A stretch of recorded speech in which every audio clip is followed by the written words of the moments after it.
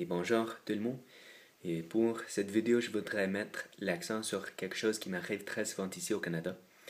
Et ça m'arrive très souvent dans les grandes villes comme Montréal ou Québec. Mais malheureusement, la semaine dernière, ça m'est arrivé ici à Chicoutimi. C'est quand je parle en français avec quelqu'un, puis il me répond en anglais.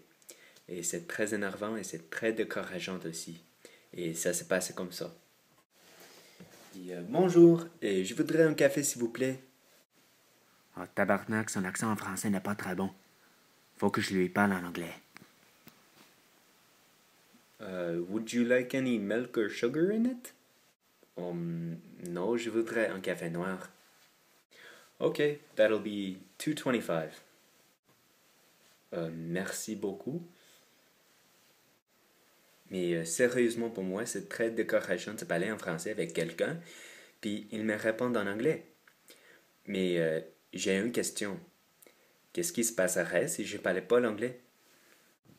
Et bonjour, je voudrais un café s'il vous plaît. Would you like any milk or sugar in it? ¿Qué? ¿Por qué hablas inglés? Quiero un café negro sin leche o azúcar.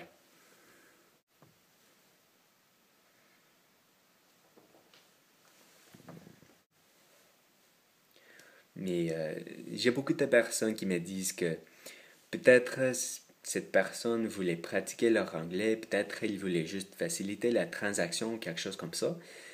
Mais je trouve que c'était très impoli parce que je ne lui ai même pas dit un seul mot en anglais, puis elle m'a répondu seulement en anglais.